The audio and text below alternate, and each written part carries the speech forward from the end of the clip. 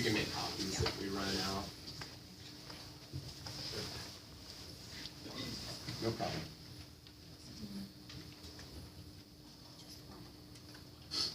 Oops. That's right. Okay, so obviously this is the overview. I want to give you an overview of the current law, just to give some context. You received a request a couple months ago that the city should consider a non-discrimination ordinance, and you asked staff to report back with some information to have that discussion. So my goal tonight is to give you an overview of the current law, talk about the city's role in legislating against discrimination. There was a specific question about what cities in Kansas have enacted these non-discrimination ordinances, and I took our best shot at what those cities are. Some of the legal implications of a local ordinance, and then at least some of the options that would be before you. If you have any questions, please jump in. Again, this is not an action item tonight in terms of I do not have an ordinance prepared for action or a resolution, but there are a lot of different issues associated with going forward with the non-discrimination ordinance, so it's important that you guys understand the landscape.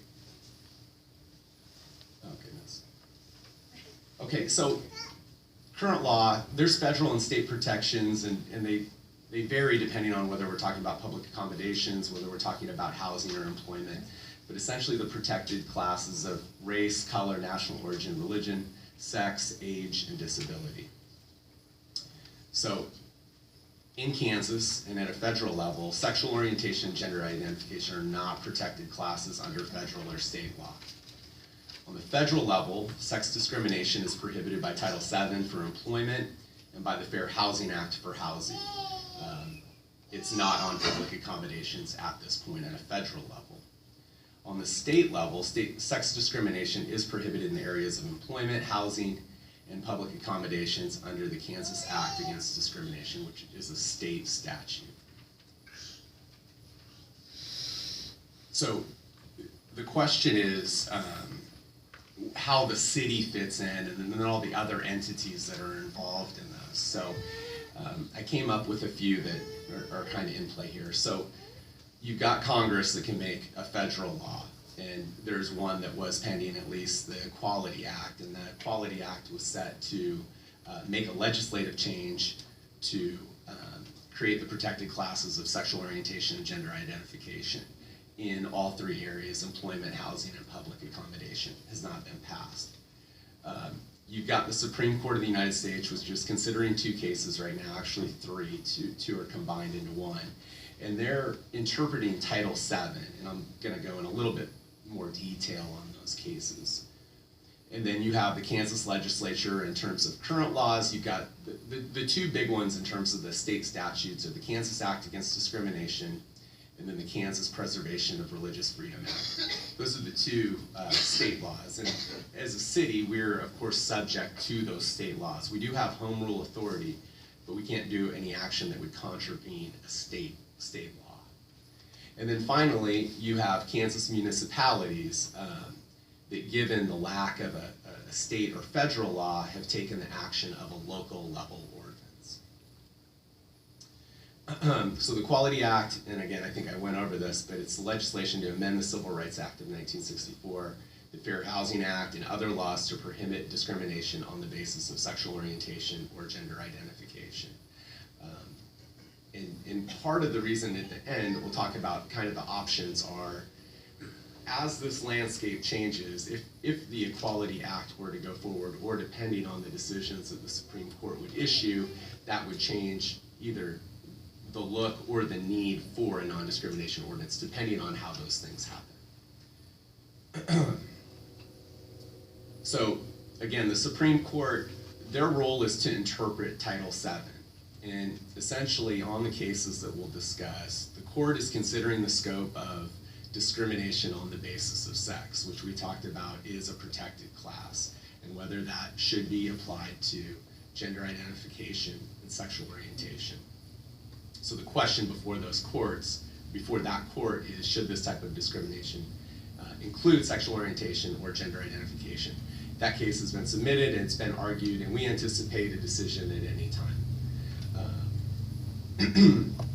So So those cases specifically, and this, you know, when these decisions are released, you'll be able to read about them and you'll see them in the news. But the top two cases, Bostock versus Clayton County and Altitude Express, the issue before the court on those two cases, which have been consolidated, is does Title VII of the Civil Rights Act of 1964, which prohibits against employment discrimination because of sex, encompass discrimination based on an individual's sexual orientation?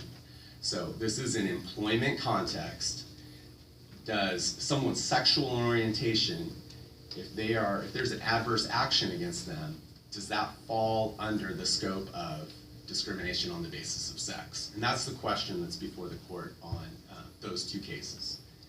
The second is RG and GR Harris Funeral Homes versus the EEOC, and that question before the court is, does Title VII of the Civil Rights Act of 1964 prohibit discrimination against transgender employees based on, in two different portions. One, simply their status as being transgender, or two, sex stereotyping under a previous Supreme Court case, the Price Waterhouse case.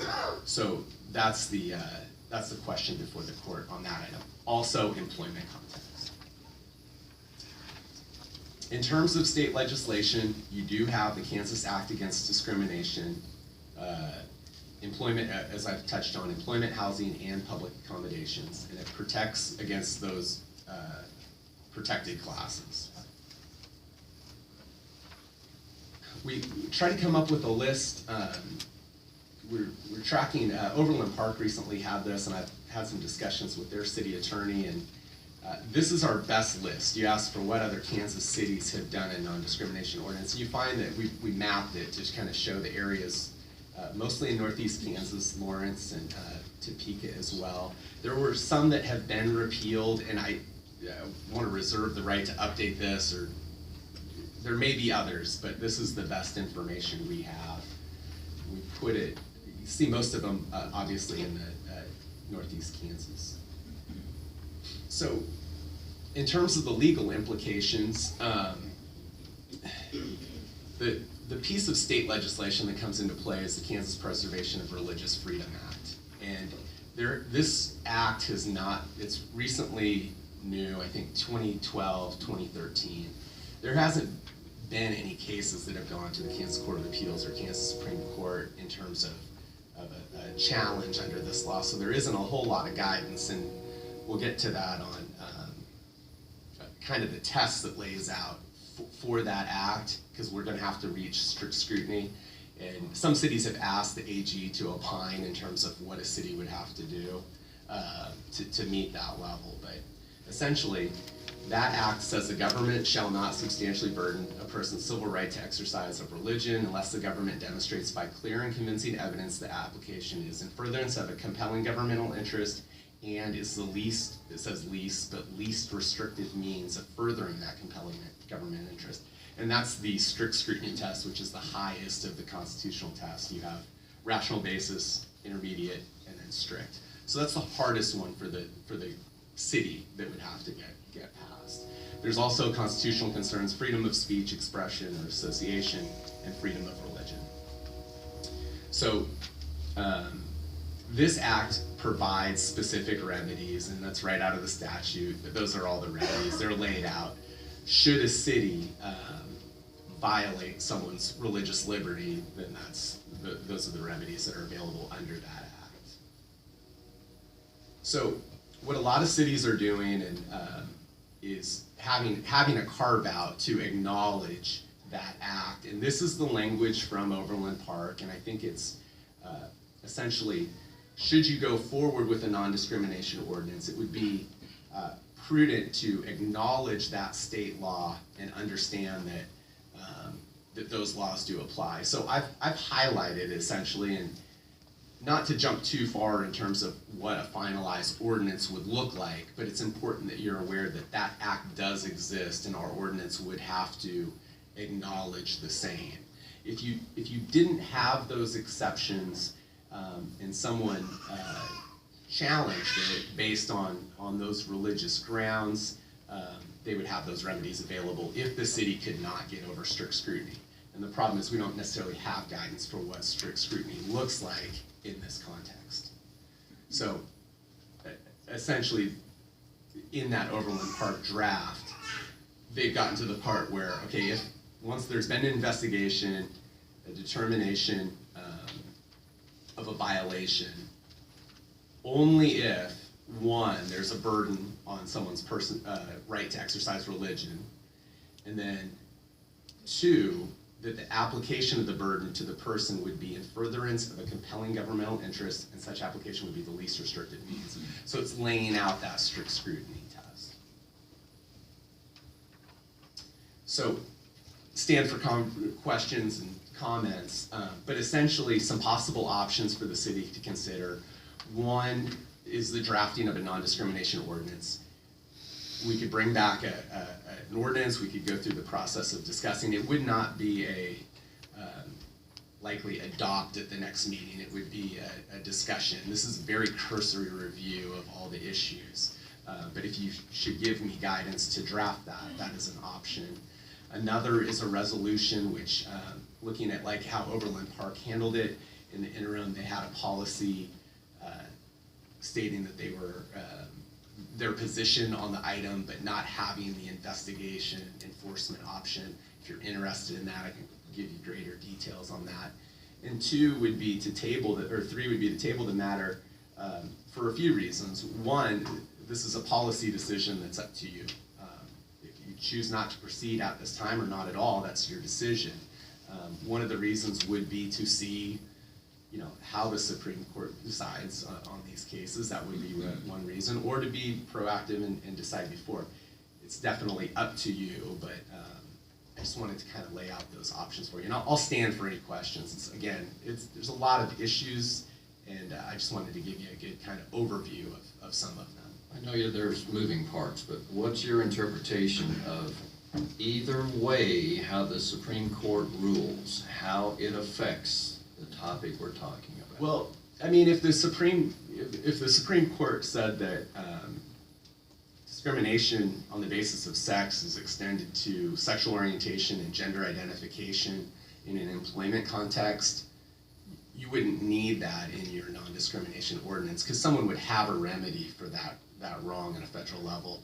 And then there's also the question of what that decision would do in terms of interpretations to other areas like public accommodation and housing. So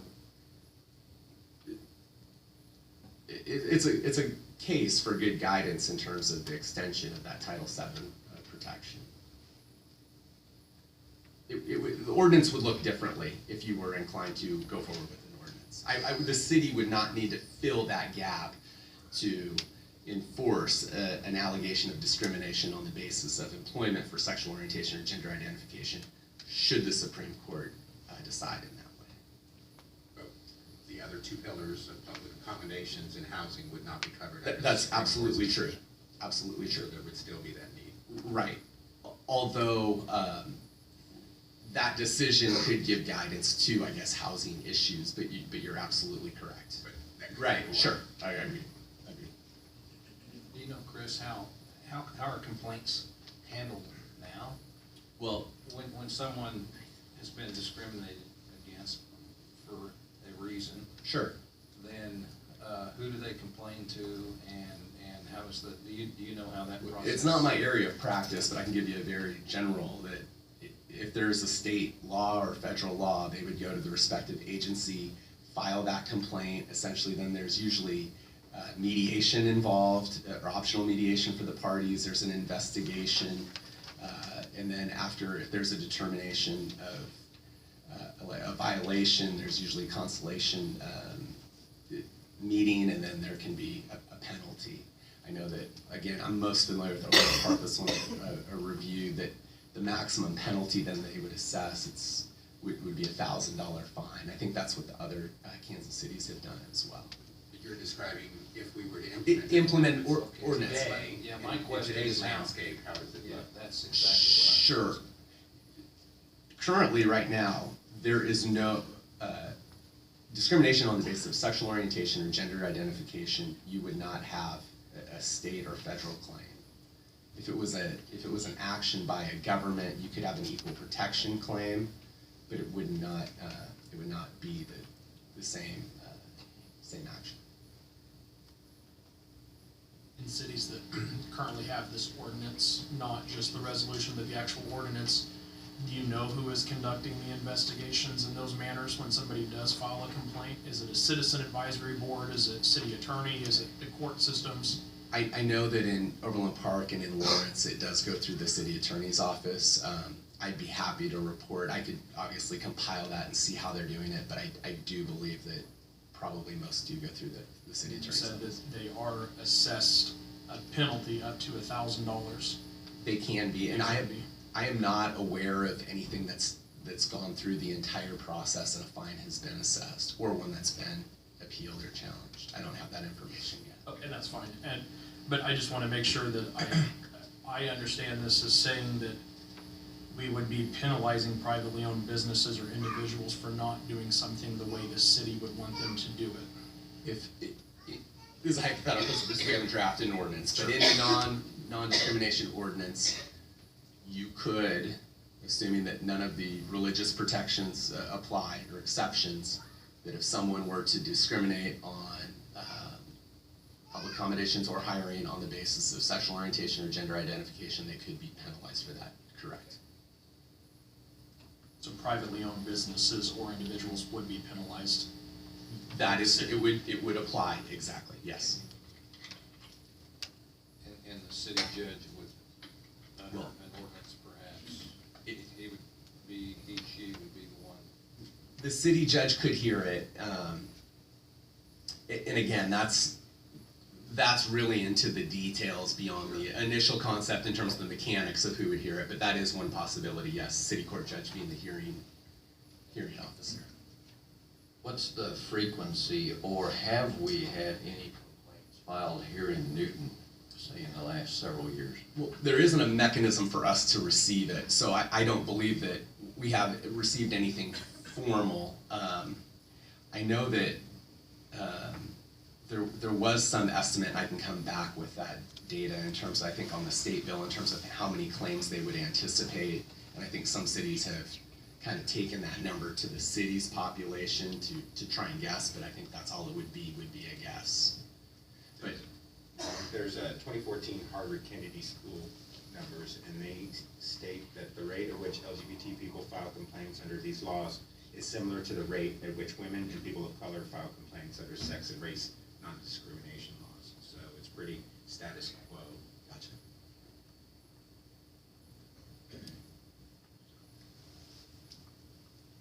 I guess for me, I would like to hear more data on all sides from other cities and how they deal with and the results of that. And I would just like a little more information before I'm willing to make a decision on Sure. something. I mean, I know we're just now starting the conversation, and I Right. want to really let some of that permeate my thinking about and really understand instead of making a knee-jerk response here. Absolutely, I can work to get some of that data from those other cities that have initiated these ordinances. And any other questions you have, I'm happy to report back. Again, that's just a very general overview. Chris, I think it would be good for everyone here to hear the question that I asked today to you, and it was, does the city currently have anything in place should someone feel discriminated for any reason? What options do they have at our current city level? And you did share with me that should someone feel discriminated based off of city services that were received or not received, they would have a process that they could go through to bring some appeal to that and receive some clarification Sure. or understanding or Yeah, it just correction. right. In terms of, since we're a governmental entity, should the city discriminate on someone on one of those bases, treating anyone any differently, that person would have an equal protection claim against the city in that regard. Not to the standard of a protected class, but they could still raise an equal protection claim. Absolutely. And I ask that question because I begin to write a list of what we're responsible for as a city. And it's my position, and so it's, everyone here is fully aware, it's my position 100% that it doesn't matter who you are, if you have residency in the city of Newton, that you are treated fairly and given the same services as any other citizen would be in the limits of the city of Newton. So I wrote my list and I came up with several things, and I'm probably even missing a few. But we're responsible to provide water services to every home in our city. And if anybody feels like their water services are not being done fairly, they need to come and say something to us. We don't know if somebody doesn't say something. We're responsible to provide trash services, to pick those up every day, because we don't allow private trash haulers in our city. So if you have a private residence, the city is required, should you pay your bill of course, to provide trash services to you. And if somebody's trash is not being picked up, I wish that they would let us know that. If sewer and sanitation is something that we're required to provide. If sewer services for any house in the city limits of Newton is not working properly, they need to tell us. If we're responsible to provide safe streets and safe sidewalks, and oftentimes sidewalks are provided safely at the cost of the homeowner, not the city, but the city can enforce that, so we're responsible for that. We're responsible to provide fire services to every citizen of this community, and Chief is here with us tonight, as well as EMS services. And so if someone has not received those services fairly in the city limits, they need to tell us that. We're responsible to provide police services and crime prevention methods through our police department. And again, if anybody in our community has been treated unfairly, Chief Dunleavy is here this evening. And I know Chief Dunleavy well enough, and I know the rest of our commissioners well enough, that we would care if someone has been treated unfairly by the city, if they've been harassed, if they've been stopped, even if they feel like it's because of their gender identification or their sexual orientation, they need to tell somebody and let us know. That oftentimes we can't fix problems if we don't know. There's more. There's blight. We're responsible to help with blight in the community. And if somebody feels like they live in a neighborhood that is run down with an extreme amount of blight, they need to call the city and let us know. We don't avoid neighborhoods because of who live there, or at least we shouldn't. And if we are, let us know. There's one more, housing within the Newton Housing Authority owned property. That the Newton Housing Authority is in partnership with the city of Newton. It's a very complex organization. We've had conversations about that, but we're responsible for those housing, or the Newton Housing Authority is, of which we oversee, to provide houses that are safe. So if someone lives in those homes and they're not up to the standards of which homes should be today, they need to let us know. But here's what we're not responsible for. We're not responsible to make sure that somebody has restaurants to eat at. The city is not. The city's not responsible to make sure that someone can be employed. That's your responsibility. We're not responsible for education of people. The school board is responsible for that in the community. So I'm interested as a commissioner in hearing more facts related to all of those things that I listed of what we are responsible for, and making sure that everyone in our city, every single 20,000 plus citizens, we're going to get a new census data this year, of every single one of our citizens is being given the services the city is responsible for providing. Beyond that, if someone does not want to serve you at a restaurant because you're a redheaded male with a dad bod, I'm not going to expect the city to correct that. I'm going to tell my friends, don't go to that restaurant anymore. And I'm going to let the community decide through the dollars that are spent in this community, whether or not they want to support that business anymore. I'm in favor of us tabling the issue until we know more from the Supreme Court and our state government on how they're going to proceed forward with it. I got an email today. If I can keep sharing, I will. Go ahead. I got a message today, and I've received one message other than the numerous hateful Facebook comments about me, which I'll share those with you guys here in a little bit because I have a message for some people here tonight as well. I got one message from someone, one, in this community.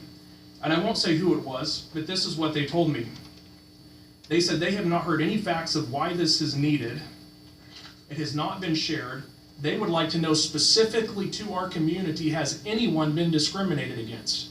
Now I've heard, just because you haven't been discriminated against doesn't mean it doesn't exist.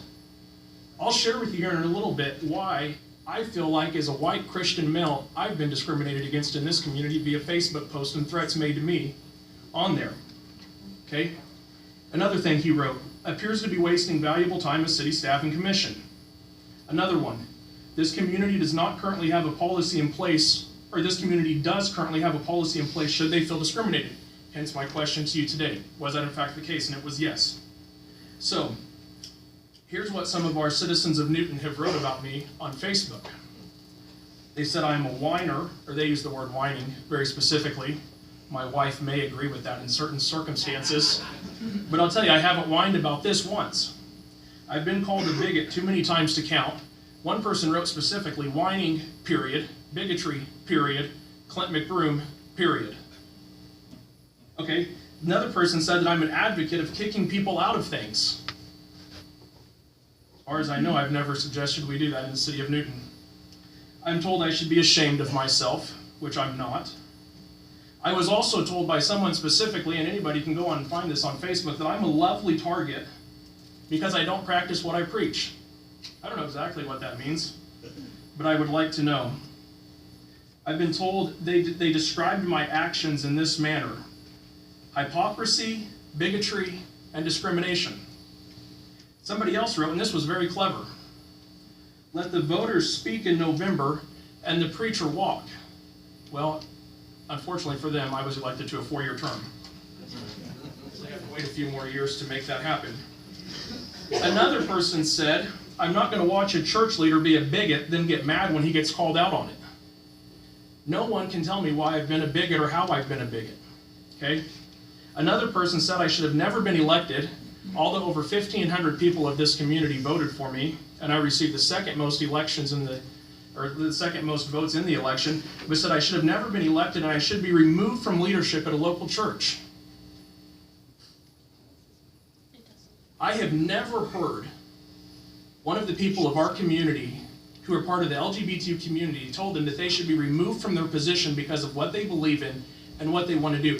When the fact of the matter is that, Christina, was I not one of the first ones to reach out and agree to meet with you in person to hear about this?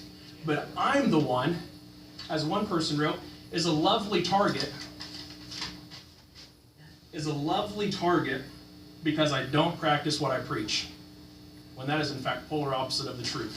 So, if there's a case here to be made tonight, I would like to hear it, but I have not heard it yet. Instead, I've been attacked and told that I should be fired from the church that I serve in because of what some have perceived my bigotry to be.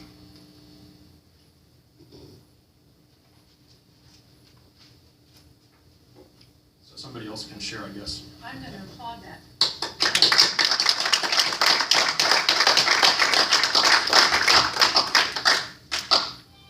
And I'll just say again, in the midst of all that may have been lost, if anybody has not received services the city's responsible for, I guarantee you right now that if there is in fact a case, I will stand on your front porch with you when the city comes back and corrects it. Okay? So let me know. Well, I'll share. Non-discrimination ordinances are not about forcing beliefs or values on businesses or on others. They're about demonstrating to our community that discrimination of any type is not to be tolerated.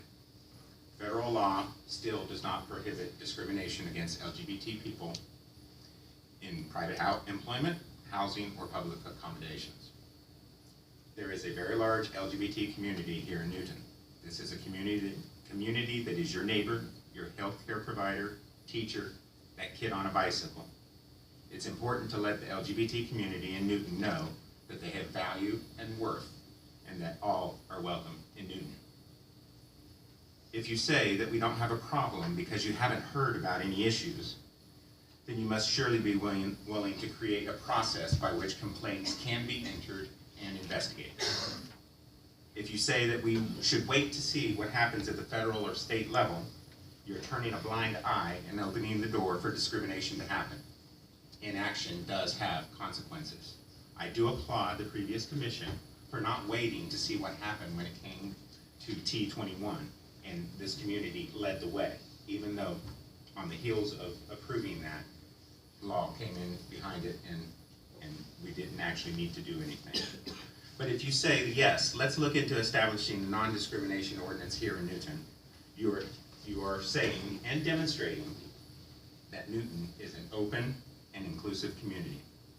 So my ask tonight is that my fellow commissioners join me as I move to continue this discussion and direct staff to return with a non-discrimination ordinance and the underlying memoranda to tell us what our options are. Let's continue this conversation. And that's my ask tonight, that we continue.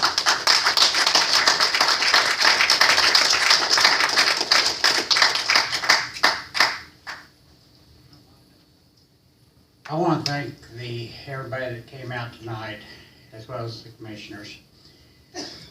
This has been a hard-fought battle, and I applaud you, each and every one of you, for your comments. And here in South Central Kansas, there is no town that has even looked at any kind of discrimination or inclusion act. We can be on the forefront. We can be that city that leads the way here in South Central Kansas. As I told you the first time I brought the Equality Act to you, I've not found anything here in Newton been discriminated in any way, shape, or form. Even with Clint McGrew. We had a long discussion one night with him and his wife. I applaud him.